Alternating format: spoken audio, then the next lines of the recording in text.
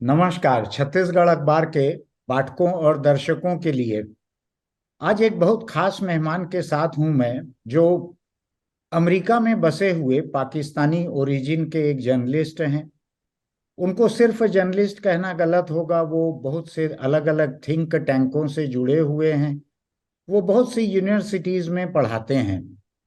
एक वक्त वो पाकिस्तान के सबसे प्रोमिनेंट जर्नलिस्ट में से रहे हुए हैं। वहाँ के बड़े अखबारों में, बड़ी वेबसाइटों में रहे हैं। एक बड़े अखबार में वो 10 बरस तक एडिटर रहे हैं वहाँ पर। लेकिन कुछ हालात वहाँ के ऐसे रहे कि करीब 10 बरस पहले की बात है, उन पर एक हमला हुआ जिसके बारे में कहा जाता है कि उसके पीछे तालिबानी थे। उसके बाद रजा रूमी जो हैं यहाँ पर मौजूद, उनको पाकिस्तान छोड़ना पड़ा था।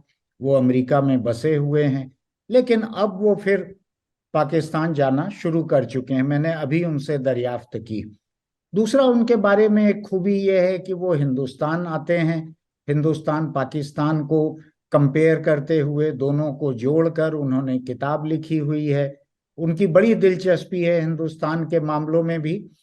और वो अमेरिका के बड़े बड़े अखबारों में वो आर्टिकल्स, कॉलम लिखते हैं। और हिंदुस्तान के भी जो सबसे प्रोमिनेंट और प्रतिष्ठित अखबार हैं, हिंदू है, इंडियन एक्सप्रेस है, स्क्रोल है, ऐसे कई जगहों पर उनका लिखा हुआ छपता है। वो हिंदुस्तान से वाकिफ हैं, लेकिन पाकिस्तान से और ज्यादा वाकिफ हैं। मैंने उनसे बात करने की रिक्वेस्ट की और वो उन्होंने दरिया दिली से तुरंत मंजूर कर लिया। तो रजा साहब, आपका बहुत बहुत स्वागत है यहाँ पर। Thank you. और हम बात शुरू करना चाहते हैं पाकिस्तान से, उसको आपके नज़रिए से समझना चाहते हैं। आज पाकिस्तान की जो हालत दिख रही है, इकोनॉमी बहुत खराब है। वहाँ पर पॉलिटिकल इनस्टेबिलिटी दिख रही है। वहाँ पर ऐसी खबरें आ रही है कि मिलिट्री इस्टेब्लिशमेंट जो है वो इमरान खान की पार्टी को तोड़ने में लगा हुआ है। लेकिन पिछले महीने हमने ये भी देखा कि इमरान के सपोर्टर्स जो हैं, उन्होंने मिलिट्री इस्टेब्लिशमेंट पर फिजिकल अटैक भी किए। ये हिंदुस्तान में रह के हमको थोड़ा मुश्किल लगता है ऐसा इमेजिन करना कि मिलिट्री इस्टेब्लिशमेंट पे फिजिकल अटैक लोग करेंगे। तो मैं इसको आपकी नजरिए से समझना चाहता हूं कि क्या हालात हैं वहां पर। जी, सबसे पहले तो बहुत धन्यवाद सुनील जी, आपने मुझे इनवाइट किया। और ये बहुत मुझे खुशी हो रही है कि आपसे कनेक्शन बनाए। और ये जूम की वजह से हमारे बॉर्डर्स और ये डिस्टेंसेस कम हुए। तो बिल्कुल। देखिए, पाकिस्तान में जो इस वक्त बहुत सीरियस क्राइसिस जो है वो पिछले काफी देर से चल रहा है एक्चुअली। पिछले साल से, जब से इमरान खान की गवर्नमेंट निकली वोट ऑफ नो कॉन्फिडेंस के बाद, उस वक्त से एक सियासी क्राइसिस जो है वो गंभीर होता जा रहा है।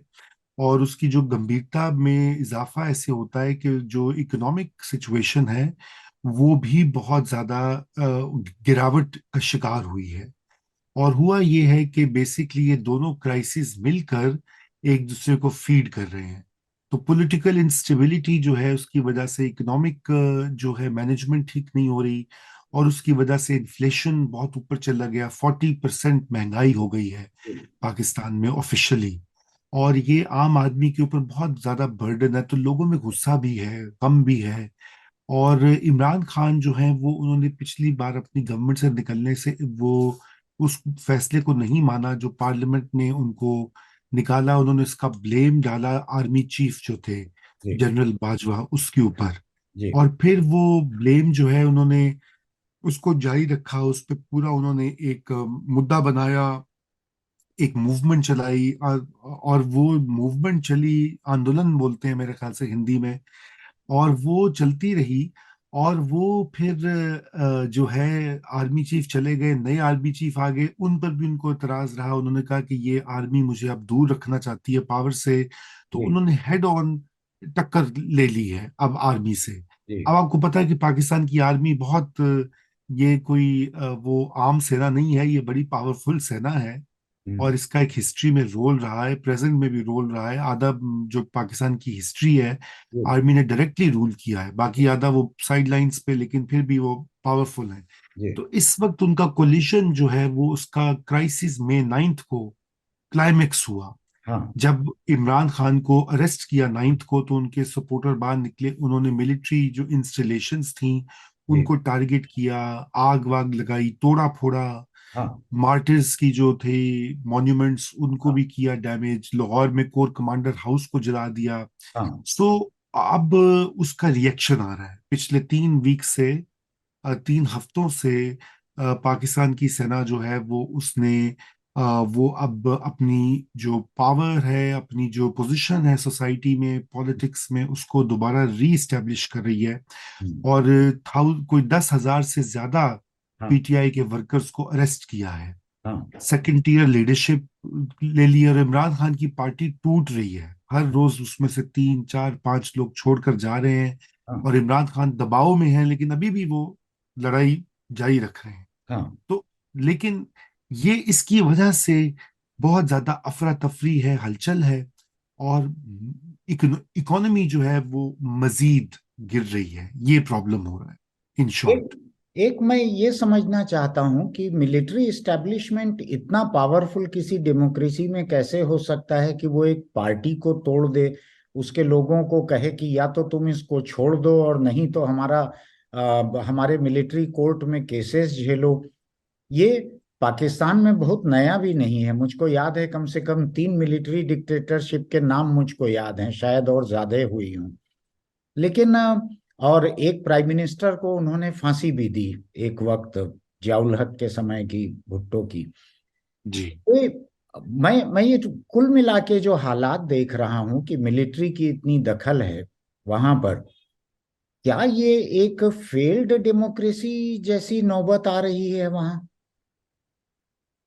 देखिए, फेल्ड डेमोक्रेसी तो नहीं कहूंगा, क्योंकि अभी तो डेमोक्रेसी 2008 में जनरल मुशर्रफ जब गए, जी। तो उसके बाद से तो डेमोक्रेसी चल रही है। लेकिन आप यूं कह दीजिए कमजोर है, हम्म। वीक डेमोक्रेसी है। हम्म। और वो अभी तक अपने पांव पे खड़ी नहीं हो पा रही।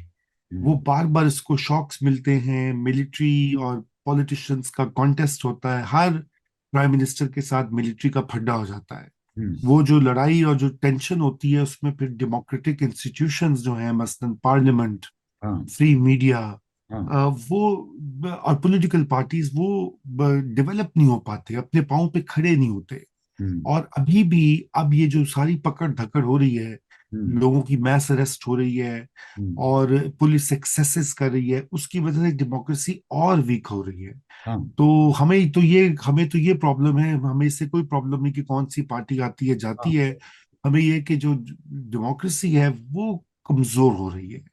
और हाँ। वो अब उस पॉइंट पर आ गई है कि जहां पर वो दोबारा से मिलिट्री की जो पावर है वो वापस आ गई है हाँ। पॉलिटिकल सिस्टम में। हाँ। एक चीज मैं ये समझना चाहता हूँ रजा साहब आपसे, कि हिंदुस्तान और पाकिस्तान एक ही दिन बने हुए हैं दोनों मुल्क। और हिंदुस्तान में डेमोक्रेसी एक कंटिन्यूएशन में बनी हुई है, इमरजेंसी के एक ब्रीफ पीरियड को छोड़ दें तो लगातार बनी हुई है। पाकिस्तान में डेमोक्रेसी मजबूत क्यों नहीं हो पाई? उसकी कौन सी वजहें आपको लगती हैं? देखिए, उसकी तो बहुत ज्यादा वजूहात हैं। असल में जिन एरियाज में पाकिस्तान बना, आज जो पाकिस्तान है, वेस्ट पाकिस्तान होता था, आपको पता है, वो बांग्लादेश ईस्ट पाकिस्तान बन गया, ईस्ट पाकिस्तान बांग्लादेश बन गया। तो जो ये वेस्ट पाकिस्तान में इंस्टीट्यूशंस जो थे ना, पॉलिटिकल पार्टीज, सिविल सोसाइटी, ये बहुत वीक थे, कमजोर थे। उसके ऑपोजिट हिंदुस्तान में ऑलरेडी इंडियन नेशनल कांग्रेस जो थी वो बहुत बड़ी और पावरफुल एक मूवमेंट भी थी, पार्टी भी थी। जी। पढ़े लिखे लोग ज्यादा थे, मिडिल क्लास बड़ी थी। कलकत्ता में आए अंग्रेज, उन्होंने कॉलेज खोले, फोर्ट विलियम कॉलेज और ये वो। फिर बिल्कुल। वो आते आते आते उन्होंने एजुकेशन भी स्प्रेड हुई, मिडिल क्लास बनी। इस एरिया में जहाँ पे आज पाकिस्तान है, यहाँ पे ज्यादा रूरल पॉपुलेशन थी। ठीक ठीक। और यहाँ पे सिविलियन इंस्टीट्यूशंस बहुत वीक थे, और जो ब्रिटिश ब्यूरोक्रेसी और आर्मी जो थी वो बहुत स्ट्रांग थी, उनका होल्ड बहुत मजबूत था। हाँ। तो जब पाकिस्तान बना तो उन्होंने पावर को, स्टेट पावर को कैप्चर किया और इन इंस्टीट्यूशंस को आगे बढ़ने नहीं दिया। पहले सिविल ब्यूरोक्रेसी जो थी, जो आपका आईएएस होता है, हाँ। हमारे यहाँ सीएसपी कहलाता था, अब हाँ। पीएस कहलाता है। पहले 10 साल तो उनका सिक्का चला। वो अच्छा। राजा थे, अच्छा। राजा महाराजा, जो जिसको प्राइम मिनिस्टर को निकाल रहे हैं, अंदर कर रहे हैं, जेल में डाल रहे हैं। और उसके बाद फिर खुद मिलिट्री आ गई साथ में, और ब्यूरोक्रेसी उसकी जूनियर पार्टनर बन गई। हाँ। तो उन्होंने पॉलिटिकल पार्टीज को और पॉलिटिकल प्रोसेस को चलने नहीं दिया। अब ये है कि अब पिछले 10-15 सालों में चेंज आया है, हाँ। कि अब वो कू नहीं होता, बल्कि ये कि पार्टी ज्यादा स्ट्रांग है, बड़ी हाँ। मिडिल क्लास ग्रो कर गई है। हम्म। ये इमरान खान के पीछे भी मिडिल क्लास है बहुत ज्यादा, जो शोर मचाती है। जैसे आपके यहाँ आम आदमी पार्टी है, हाँ। या एंटी कांग्रेस सेंटिमेंट है, या बीजेपी भी इमर्ज करके बहुत बड़ी पार्टी बन गई है। हाँ। तो पाकिस्तान में भी ये अब चीजें, ये बदलाव आ रहा है। हाँ। लेकिन बदलाव स्लो है, हिंदुस्तान की तरह नहीं है, क्योंकि आपको एक बड़ी मिडिल क्लास, एजुकेटेड क्लास और सिविलियन इंस्टीट्यूशंस चाहिए होते हैं, हाँ। जो अभी ग्रो कर रहे हैं पाकिस्तान में। तो असल डिफरेंस ये रहा है। हाँ। एक छोटा सा डिफरेंस मैं समझना चाहता हूं, और मेरे इस सवाल के पीछे मेरा बहुत स्ट्रांग पर्सनल बायस है।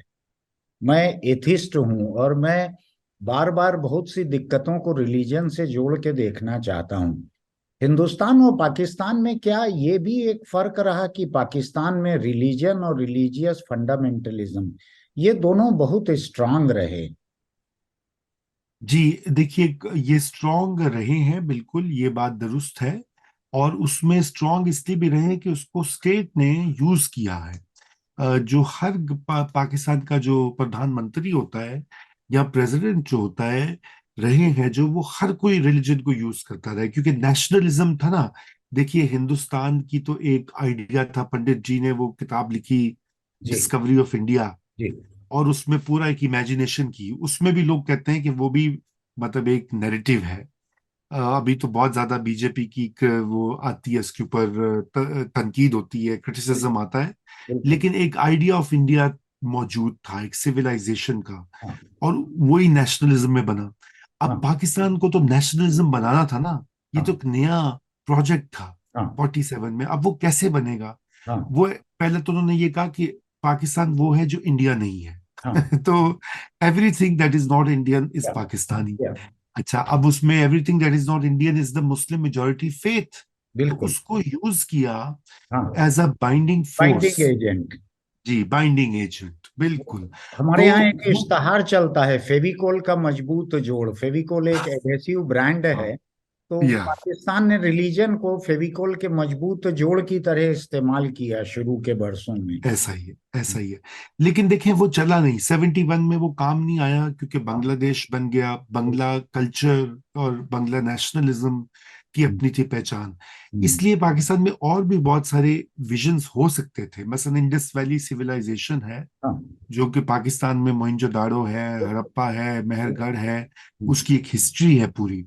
आप उस पे बेस कर सकते थे, टेरिटोरियल एक चीज बन जाती है, आप उसको बना सकते थे। लेकिन वो बस अनफॉर्चुनेटली, ये धर्म को बेचना, आपको पता है, राजनीति पत्ता बहुत अच्छा चलता है हाँ। और हमेशा बिकता है। बिल्कुल। अब अब जहां पे आपने बात की डिफरेंस की, मैं समझता हूँ डिफरेंस इतना नहीं है।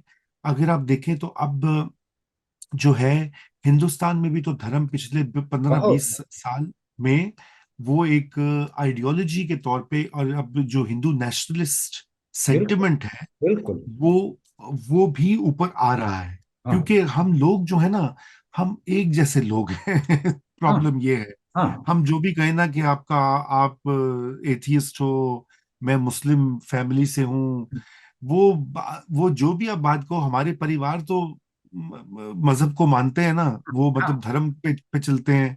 हाँ। और वो जीन्स में है। वो हाँ। जेनेटिकली ट्रांसमिट हुआ है। मेरे घर अब में देखिए, मेरे घर में मुझको छोड़ के हर कोई मानते हैं। हाँ एवरीबडी तो इज अ बस, प्रैक्टिसिंग हिंदू। जी, तो यही बात है ना। तो देखिए, इसीलिए आपको अगर याद होगा, तो कि गांधी जी ने जब और गांधी जी की मैं बहुत इज्जत करता हूँ, बहुत बड़े हमारे महात्मा जो हैं, जी। लीडर थे। हम सिर्फ इंडिया के नहीं, वो दुनिया के लिए लीडर हैं, हर जगह उनका मुजस्मा है, जी। नॉन वायलेंस की जो फिलॉसफी है। जी। लेकिन आप ये भी देखिए कि उन्होंने भी धर्म का यूज किया अच्छा खासा। बिल्कुल। और उनका जो वो इशू बना वो यही बना कि भाई वहां भी धर्म हुआ। फिर जो है बाद में मुस्लिम लीग जो थी वो भी उसने यूज किया। हाँ और अब तो ये वो अगर आपको याद हो, हमारी एक बहुत अच्छी पोइट थी, मेरी तो दोस्त भी थी, फहमीदा रियाज। हाँ तो हाँ उन्होंने एक कविता लिखी थी हाँ कि वो ठीक है तुम बिल्कुल हम जैसे निकले, हाँ अब तक कहाँ छुपे थे भाई, हाँ वो मूर्खता वो घामड़पन, हाँ आखिर जिसमें हमने सदी गवाई, हाँ आखिर पहुंची द्वार तुम्हारे, हाँ। अरे बधाई बहुत बधाई। तो उसमें उन्होंने बहुत। कहा था कि धर्म का भूत जो है वो यहाँ भी नाच रहा है, यहाँ क्योंकि वो आई थी हिंदुस्तान, फ्रेंड ऑफ इंडिया थी, एग्जाइल में रही हिंदुस्तान में। लेकिन उन्होंने भी नोट किया कि भाई ये तो राजनीतिक हाँ चाल जो है ये तो हिंदुस्तान में भी चल रही है, हाँ और हमारे यहाँ तो है ही उसमें। हाँ तो ये असल में वी हैव टू देखिए।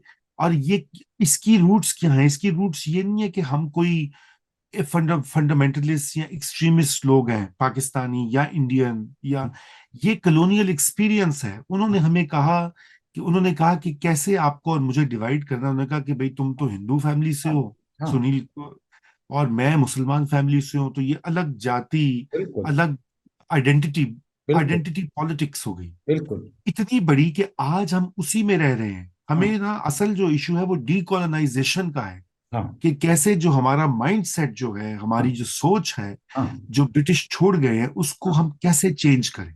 हाँ। असल ये चैलेंज है। हम अभी तक अंग्रेजों का खेल क्रिकेट ही ढोते हैं, दूसरा कोई खेल आगे नहीं बढ़ने देते। हम बिल्कुल ही बेटे, सड़क पर बिल्कुल। लेफ्ट से चलते हैं क्योंकि अंग्रेज हमको वैसा छोड़ गए हैं। हाँ और हम दुनिया में उन्हीं मुल्कों से वास्ता रखते हैं जो अंग्रेजी बोलते हैं। हम बिल्कुल। फ्रांस से, जर्मनी, इटली, चाइना से वास्ता कम रखने की कोशिश करते हैं। ऐसी ही बात है, ऐसी बात है। आप देखिए आपके यहाँ भी जो अंग्रेजी बोलता है, जी। अंग्रेजी लिखता है, उसको सम्मान मिलता है बिल्कुल बिल्कुल। समाज में। हाँ हमारे यहाँ भी नौकरी अगर अंग्रेजी आती हो, आपको कुछ ना आता हो, हाँ नौकरी मिल जाती है। हाँ लिखनी आती हो, पक्की नौकरी मिलती है। हाँ सिविल सर्विस में जाना है, हाँ अंग्रेजी। हाँ ठीक है ना। अच्छा, वो ये सारी चीजें हम लोगों ने अडॉप्ट कर ली हुई हैं। हाँ। तो ये बड़ी एक सीरियस एक इशू है। जी रजा, मैं पल भर के लिए, एक पल के लिए मैं पाकिस्तान से बाहर निकलना चाहूंगा। जो बात हुई है कि पाकिस्तान हिंदुस्तान दोनों जगह रिलीजियस फंडामेंटलिज्म बढ़ रहा है, इस तरह से हिंदुस्तान में भी कैप्चर कर लिया है उसने पूरे पॉलिटिक्स को और सोशल लाइफ को। लेकिन दुनिया के बहुत से दूसरे और मुल्क हैं, आप जहां बैठे हुए हैं वहां से आप ज्यादा करीब देखते हैं दुनिया को, आपका उठना बैठना ज्यादा लोगों से होता है। आपको क्या लग रहा है कि दुनिया के बहुत सारे मुल्क जो हैं, क्या वो ज्यादा कंजर्वेटिव होते जा रहे हैं, या उनमें से कुछ प्रोग्रेसिव हो रहे हैं, या उनमें से कुछ उतार चढ़ाव देखते हैं? क्या लगता है आपको, दुनिया किस तरफ जा रही है? देखिए दुनिया, बिल्कुल आपने सही कहा कि दुनिया भर में ये पागलपन जो है ना ये चल रहा है। इधर अमेरिका में जो कि एक सेक्युलर सोसाइटी है हाँ कहने को, यहाँ भी क्रिश्चियन फंडामेंटलिज्म जो है वो ग्रो हाँ कर रहा है। हाँ ये ट्रम्प वगैरह रिपब्लिकन पार्टी इसको यूज करते हैं। वो कहते हैं हाँ देखो जी, हम क्रिश्चियन हैं, हमें क्रिश्चियन नेशन होना चाहिए। हाँ। और आपने देखा कि एबॉर्शन का इशू बहुत बड़ी मिसाल है उसकी, जिस तरह से वहां किया जी, गया। जी एबॉर्शन का इशू हो और बहुत सी, हाँ एबॉर्शन तो है ही, वो धर्म पर बेस्ड है। हाँ लेकिन इसके अलावा भी आप देखें, टर्की में देखें, एर्दोआन को देखें, हाँ वो भी धर्म को बेचता है। हाँ आप और जगहों पे देखें, वहां भी ये एक सोसाइटल एंजाइटी है। हम्म। देखिए एक और इसमें, अगर आपने चूंकि कहा है ग्लोबल हम बात कर रहे हैं, तो एक जो फलसफा है, फलसफा क्या है, एक पूरा माइंडसेट है न्यू लिबरलिज्म का। कैपिटलिज्म की जो ग्रोथ हो रही है उसकी जो लेटर स्टेज है, जी। जिसमें के दौलत और ताकत जो है वो चंद हाथों में कॉन्सेंट्रेट कर जाती है। हाँ अब अमेरिका में देखिए 5 बड़ी कॉरपोरेशंस हैं जो पूरा मीडिया कंट्रोल करती हैं, जी इतने बड़े देश का, जी दुनिया की सुपर पावर। जी। और एक मुट्ठी भर लोग जो हैं, हम्म। कोई यूं समझिए 100-200 लोग जो हैं, वो आधी से ज्यादा दौलत उनकी है। हाँ अब इतनी ज्यादा इनइक्वालिटी जिसे हाँ कहते हैं, अब बराबरी ना होना। हाँ अब आपके हिंदुस्तान में भी यही हो रहा है कि वहां पे तरक्की तो हो रही है, हाँ जीडीपी ऊपर जा रहा है, नई फैक्ट्रियां लग रही हैं, फॉरेन इन्वेस्टमेंट आ रही है। हाँ लेकिन हिंदुस्तान में भी ये हो रहा है कि वो चंद ग्रुप्स में ही है ना। अब कुल रोज हम एक पढ़ते हैं। फीसदी ऑक्सफैम की एक रिपोर्ट है कि कुल 1% लोग जो हैं वो सारे एसेट्स, रिसोर्सेज, इनकम, हाँ, जीडीपी सब पर काबिज हैं। बिल्कुल, 70 to 80%। जी लेकिन ना हम रोज पढ़ते हैं अडानी, अंबानी और ये और वो। अच्छा, फिर आपको पता है हमारा जो मीडिया भी होता है, हमारा जो जी टेलीविजन होता है, जी। मैगजीन्स, वो सेलिब्रेट करते हैं, कहते हैं जी हाँ बिलियनियर्स, हाँ how many billionaires we have. हाँ। बिल्कुल उनको दिखाया जाता है कि वो कोई बहुत बड़ा सक्सेस की स्टोरी है। बिल्कुल। हालांकि हमें तो ये दिखाना चाहिए था कि अमर्त्य सेन भी हैं, हाँ टैगोर भी रहे हैं, हाँ साइंटिस्ट, हाँ कलाकार, हाँ लेखक, कवि, ये सोसाइटी में हीरोज, बिलियनियर्स हीरो नहीं होते। हाँ। जॉन द्रेस जैसे वेलफेयर इकोनॉमिस्ट हैं जिन्होंने अमर्त्य हाँ, सेन के साथ आधा दर्जन से ज्यादा किताबें लिखी। जी जी जी जी जी, तो आप क्या हैं? देखिए, प्रणाब भानु मेहता जो हैं, जी कितना बिल्कुल। उम्दा लिखते हैं। बहुत उम्दा। और बड़े लिखारी ऐसे लेखक हैं, शायर हैं, राइटर्स हैं, फिल्म मेकर्स हैं। वो सब अभी यहाँ पे आए हुए थे, न्यूयॉर्क में हमारी मुलाकात हुई विशाल भारद्वाज और रेखा हाँ भारद्वाज से। हाँ देखिए विशाल जी कितने बड़े फिल्म के माइंड हैं, शेक्सपियर के जैसे। उन्होंने जो फिल्में शेक्सपियर बनाई है, शेक्सपियर को भी पीछे छोड़ दिया है। जी इतनी ऐसी उनकी इमेजिनेशन और कला है।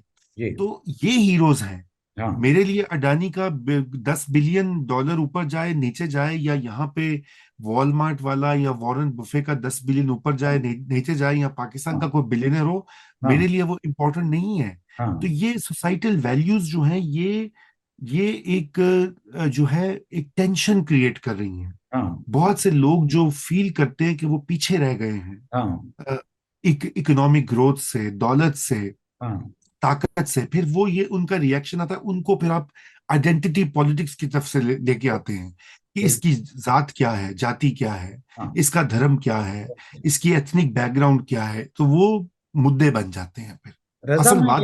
मैं एक चीज आपसे समझना चाहूंगा कि कैपिटलिज्म जो है, क्या ये कभी वापस न लौटने के लिए आ चुका है? और क्या किसी तरह की वेलफेयर इकोनॉमी, किसी तरह की लेफ्ट या प्रोग्रेसिव आइडियोलॉजी, क्या सोशलिज्म, इसका किसी भी तरह का कोई फ्यूचर है दुनिया में, या कैपिटलिज्म जो है वो इरिवर्सिबल है?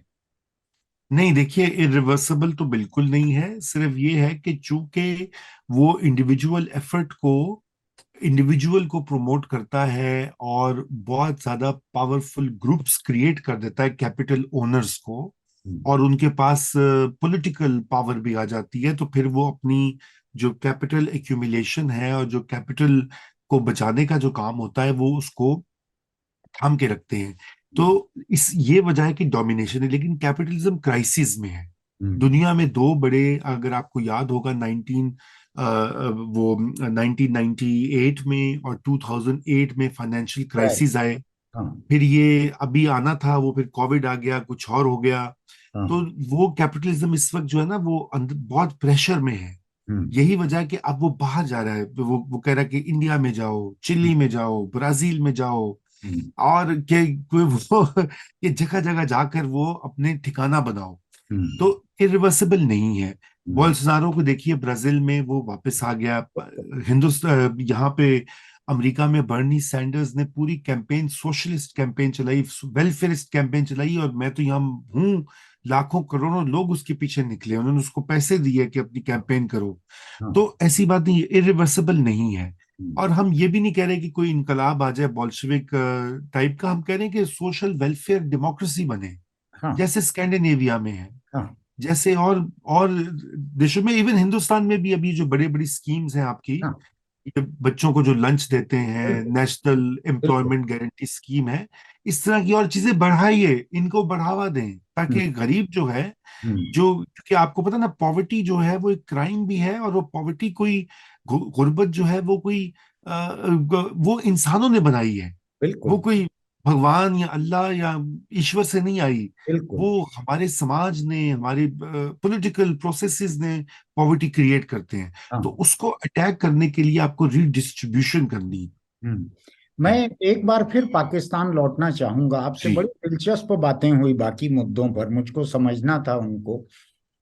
पाकिस्तान के बारे में अगर हम देखें तो जो वेलफेयर इकोनॉमिक्स हिंदुस्तान में चलती हैं, वेलफेयर स्कीम्स, चाहे मिड डे मील हो, पीडीएस में राशन रियायती मिलता हो, मनरेगा में जो रूरल एम्प्लॉयमेंट की स्कीम है, ऐसी बहुत सी वेलफेयर स्कीम्स हैं जिनको कोई गवर्नमेंट बंद नहीं कर पा रही है। एक गवर्नमेंट आती है जाती है, लेकिन ये स्कीम सब परमानेंट हो गई हैं। पाकिस्तानी सोसाइटी में ऐसी कोई स्कीम्स का चलन हो पाया क्या? जी बिल्कुल है। और देखिए, एक जो बहुत पॉपुलर स्कीम है जो कि 2008 से चल रही है, वो है बेनजीर इनकम सपोर्ट प्रोग्राम। अच्छा। वो उसमें जो सबसे गरीब घराने हैं उनका सर्वे होता है, हाँ। और उनको कैश दिया जाता है हर महीने, और वो घर की जो नारी है हम्म। सीधा उसके अकाउंट में जाता है। ठीक। वो किसी मर्द के पास नहीं जाता। हाँ। और वो इसलिए जाता है ताकि नारी का भी घर में स्टेटस थोड़ा ऊपर हो। हाँ। और चूंकि बच्चों का की देखभाल जो होती है, खाना पीना उनका जो होता है, तो वो उनके हाथ में होता है। तो अब इस स्कीम में कोई 9 to 10 मिलियन फैमिलीज जो हैं उनको रिलीफ मिल रहा है। अच्छा। इसी तरह एक लेडी हेल्थ वर्कर स्कीम है, जहां पे हर हाँ। यूनियन काउंसिल पर एक हेल्थ वर्कर हाँ। स्टेट ने अपॉइंट किया हुआ है, जो कि जाकर उनको मेडिकल एडवाइस देती हैं, उनकी हाँ। मदद करती हैं। तो इस तरह की स्कीम्स हैं काफी सारी। ये इमरान ये खान ने। ये स्कीम जो है हिंदुस्तान में भी बड़ी पॉपुलर और इफेक्टिव है। और जी इसके इफेक्टिव होने की एक मैं बड़ा एविडेंस बतलाऊं आपको, कि ये रूरल एरिया में विलेज हेल्थ वर्कर्स हैं, अर्बन एरियाज में नहीं है। तो कुछ किस्म के हेल्थ पैरामीटर्स जो हैं उनमें अर्बन एरिया नीचे रह गए हैं, विलेज एरिया ऊपर चले गए हैं। केवल ये आशा वर्कर या मितानिन कहते हैं छत्तीसगढ़ में, इनकी वजह से, विलेज हेल्थ वर्कर की वजह से विलेज एरिया ऊपर चले गए हैं हेल्थ पैरामीटर में, और अर्बन एरिया नीचे रह गए हैं। ऐसा ही है, बिल्कुल ऐसा ही है। जी। और ये इसमें बहुत अच्छा देखिए इसका एक्सपीरियंस रहा है, क्योंकि इसमें इस वक्त 1 लाख से ज्यादा जो, और ये सारी लेडीज हैं जो कि विलेजेस में जाके सपोर्ट करती हैं। तो हम्म। इनका एक कार्डर बन चुका है। ये हाँ। भी बेनजीर भुट्टो ने स्टार्ट किया था हाँ। 1989 में, हम्म। ये प्रोग्राम। और ये भी बंद नहीं, कोई भी गवर्नमेंट नहीं बंद कर पा रही जब उनकी पार्टी पावर में गई भी। और वो चल रहा है। और ये तो इस तरह की काफी सारी स्कीम्स हैं, लेकिन ज्यादा जरूरत है। पाकिस्तान में लैंड रिफॉर्म भी नहीं हुआ, जो कि हिंदुस्तान में हो गया था। 50s में कंप्लीट कर दिया था नेहरू गवर्नमेंट ने। हाँ। पाकिस्तान में लैंड रिफॉर्म नहीं हुआ। अब हम्म। वो एक चीज है कि जहाँ पे गरीब किसान का रूरल पॉवर्टी को टैकल करने के लिए वो एक जरूरी चीज है। हम्म। इसी तरह जो पाकिस्तान की जो इलीट्स जो हैं, हाँ। जो पावरफुल लोग हैं, वो बहुत ज्यादा पैसा पाकिस्तान की सरकार से उनको फेवर्स मिलते हैं, टैक्स ब्रेक्स मिलते हैं। हाँ। मिलिट्री को लैंड मिलता है, इंडस्ट्रियलिस्ट को प्रोटेक्शन मिलती है, हाँ। लैंड ओनर्स का कोई टैक्स नहीं है। हाँ। यानी कि एग्रीकल्चर का टैक्स है ही नहीं। हाँ। अब सोचिए ना, जो कि असेंबलीज में, हम्म। राज्यसभा में और लोकसभा में, वो सब बैठे होते हैं सारे बड़े बड़े लैंडलॉर्ड्स। वो बिल्कुल। कहते हैं टैक्स नहीं लगने देना। बिल्कुल। ठीक है। तो बिल्कुल। ये दिक्कतें हैं कुछ। ये हिंदुस्तान के पार्लियामेंट में भी है। बहुत सारे इश्यूज ऐसे हैं जो एमपीज जो बैठे हैं वहां पे, जो पैसे वाले हो गए हैं, अब अरबपति और करोड़पति हो रहे हैं एमपीज। तो वहां पे बहुत सारे ऐसे कानूनों को कोई जगह नहीं मिलती है जिसमें उनका क्लास इंटरेस्ट मार खाता हो। बिल्कुल पार्लियामेंट जो बिल्कुल। है अब, parliaments now have become prisoners of this income group और दिस वेल्थ ग्रुप। ये यहाँ भी हो रहा है।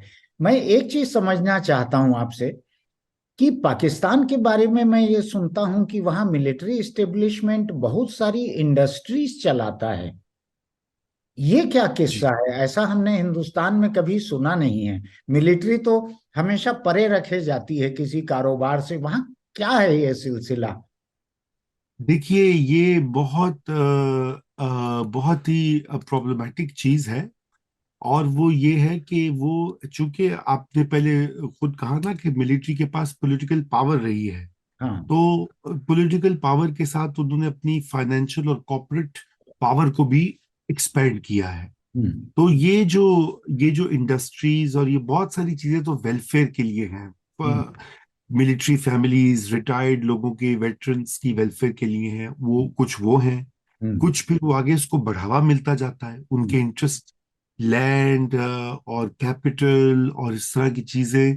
तो सीमेंट प्लांट या ऐसी जी इंडस्ट्रीज जी, चला दी जाती। Fertiliser, fertiliser. Cement, water, banking, हम्म। कोई ऐसा कोई ऐसा वो नहीं है शोभा हम्म। जहां पर उनका इंटरेस्ट ना हो। हम्म। और यही वजह है कि इसी वजह से जो उनका पॉलिटिकल पावर जो है, वो हम्म। उनकी जरूरत बनती है कि वो पॉलिटिकल पावर को गिव अप नहीं कर सकते, हम्म। बिकॉज उसकी बेस के ऊपर, उसकी हाँ, बेसिस के ऊपर उनकी उनकी कमाई टिकी है।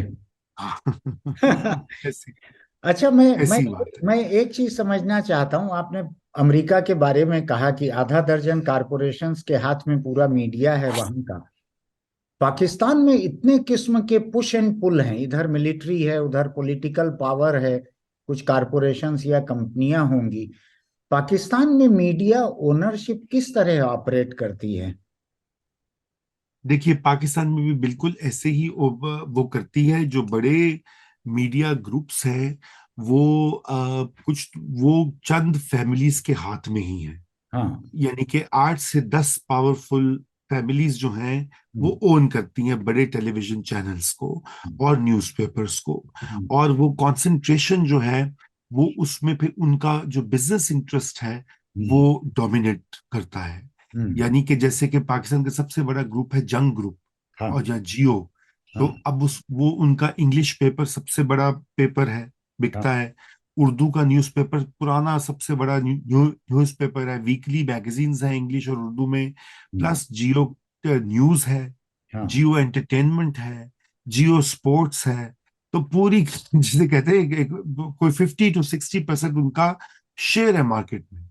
इसी तरह 4 5 और, तो 8 10 समझिए बड़े ग्रुप्स, बिजनेस ग्रुप्स जो हैं, अब वो मीडिया के ओनर्स हैं। अच्छा। और अब उसमें बहुत सारे बिजनेसमैन डायरेक्टली आगे हुए हैं। मसलन एक चैनल तो ऐसा है कि जो कि बेकरीज का एक नेटवर्क है, हाँ। और मिनरल बॉटल वाटर बनाने वाला उनका भी चैनल है। अच्छा। कोई साबुन बनाने वाला है, कोई अच्छा। घी बनाने वाला है, कोई पहले एक चैनल था वो तंबाकू टोबैको इंडस्ट्री जो सबसे बड़ी थी, उसके ओनर ओनर का था, अभी उन्होंने बेच दिया है एक हाँ। लैंड टाइकून को। तो आपस में। मुझको लग रहा है कि हिंदुस्तान और पाकिस्तान अलग जरूर हो गए हैं, लेकिन एक ही घोंसले में पैदा हुए पंछी हैं दोनों। यहाँ भी यहाँ भी मीडिया ओनरशिप का हाल कमोबेश उसी किस्म का है। जी और बिल्कुल। हिंदुस्तान में एक और दिक्कत है, मैं बतलाऊं आपको, अगर आपने नोटिस नहीं किया होगा तो, कि मीडिया ओनरशिप जो है वो करीब 90% एक कास्ट के हाथ में है, जो बनिया कम्युनिटी जो है, Marwari Bania community, business community, by caste जो है उनके हाथ में है। और जी, एडिटोरियल कंट्रोल जो है वो बाय एंड लार्ज ब्राह्मण्स के हाथ में है। राइट ये राइट, वेरी इंटरेस्टिंग, ये वेरी इंटरेस्टिंग। कास्ट स्ट्रक्चर जो है, यानी आप देखिए कि दो सवर्ण कास्ट, आप जानते हैं हिंदुस्तान को, आप यानी जी, मेरे टक्कर का ही जानते हैं, कुछ मामलों में आप मुझसे बेहतर जानते दिख रहे नहीं हैं। नहीं नहीं नहीं नहीं। तो मैं ये आपको ये इजाफा करना चाहता था इस डिबेट में, हालांकि मैं आपको सुनने के लिए बैठा हूं, कि हिंदुस्तानी मीडिया जो है उसकी ओनरशिप जो है वो बिजनेस कास्ट की है, कम्युनिटी नहीं, कास्ट की है। और एडिटोरियल कंट्रोल जो है वो पूरी तरह से ब्राह्मण्स के हाथ में है। आ देखिए, हमारे यहाँ भी कास्ट है वैसे, ये मैं आपको बता दूं कि पाकिस्तान में भी कास्ट, लेकिन वो फर्क तरीके से है। और वो इतना इतना वो उसका होल्ड इतना वो अभी वो नहीं है जैसे कि हिंदुस्तान में है। इतना इतना वो वाटर टाइट नहीं है हाँ। उसमें। पाकिस्तान में कास्ट जो है वो होती है कि कौन जो है वो अमीर है, तो वो अपर कास्ट, वो अब ब्राह्मण है पाकिस्तान हम्म। का। ठीक है। हम्म। और जो मिडिल में है रैंकिंग्स, वो दूसरी कास्ट है। और फिर एक बहुत बड़ा तबका जो है, वो हम्म। डिस्पोजेस्ड है। तो ठीक। पाकिस्तान में ज्यादा जो है वो उस वाली कास्ट वाली लाइंस के ऊपर कम है। पाकिस्तान में एथनिक लाइन ज्यादा है। फॉर एग्जांपल पंजाबीज, हाँ। जो कि सबसे बड़ा प्रोविंस है, पाकिस्तान की स्टेट है, 60%, तो फिर 56% पॉपुलेशन रहती है। लेकिन उसकी पावर बहुत ज्यादा है, क्योंकि military is dominated by Punjab, हाँ। Bureaucracy is dominated by Punjab. तो हाँ। पंजाब का रोल है ज्यादा। हम्म। एथनिक लाइंस के ऊपर वो एक डोमिनेशन है। हाँ। और वो मेजोरिटी भी हैं और हाँ स्टेट के अंदर उनकी एक्सेस है, पावर है, तो इस हाँ वजह से आप उसको इस तरह से डिस्टिंग्विश कर सकते हैं जी। हाँ। ये हिंदुस्तान में कास्ट का स्ट्रक्चर इतना स्ट्रांग हो गया है, now it has become a political tool और weapon whichever way we look at it, कि ओबीसी उनका रिजर्वेशन, एसटी एससी उनका रिजर्वेशन, ये पार्लियामेंट और असेंबली से लेके बाकी तमाम जगहों तक। लेकिन मैं इसका जिक्र करके एक दूसरे मुद्दे पर आना चाह रहा हूं कि हिंदुस्तान के पार्लियामेंट और असेंबली में महिलाओं के लिए रिजर्वेशन, वीमेन्स रिजर्वेशन जो है वो हो नहीं पा रहा है। कोई पॉलिटिकल पार्टी ऑनेस्ट नहीं है इसको लेकर, लेफ्ट को छोड़कर, I would exempt them. Pakistan में क्या हालत है पार्लियामेंट और असेंबली की अगर बात करें तो, महिलाओं की वहां क्या हालत है? देखिए, महिलाओं की अगर तो आप डेटा देखें जो कि एक वर्ल्ड के सर्वेस जो आते हैं, एक जेंडर इंडेक्स यूएनडीपी बनाता है, हाँ तो उसमें तो 19-20 का ही फर्क है। हाँ थोड़ा सा हिंदुस्तान का बेहतर है क्योंकि आपके यहाँ ज्यादा एजुकेशन है, हाँ और वो रिलीजियस जो जो टबूज होते हैं या जो कल्चरल, वो देखिए ना, रिलीजन में तो कोई ऐसी पाबंदी नहीं है, वो तो यूज करते हैं हाँ हमारे वो जो स्ट्रक्चर्स हैं। तो हाँ उस लिहाज से थोड़ा सा हिंदुस्तान आगे है, हाँ लेकिन जो वायलेंस होता है औरतों के ऊपर, हाँ। घरों में, घरों से बाहर, सोसाइटी में, हम्म, वो वाला प्रॉब्लम भी उसी तरह है। हम्म, और ये, लेकिन अभी इसमें चेंज इस तरह से आ रही है कि बहुत सारी जो लड़कियां हैं अब वो हायर एजुकेशन में आ रही हैं। अच्छा। पब्लिक यूनिवर्सिटीज जो हैं पब्लिक सेक्टर में 80%, बाज में 70 to 80% विमेन गर्ल स्टूडेंट्स हैं। हाँ अगर आप देखें लिस्ट के, जहां पर ये जो इंटरमीडिएट के और बैचलर्स के और इंजीनियरिंग के एग्जाम, मेडिसिन के जो हाँ एग्जाम्स होते हैं, girls are at the top. हाँ। तो ये एक बहुत बड़ा चेंज आ रहा है। बहुत बढ़िया। जी, थैंक यू वेरी मच।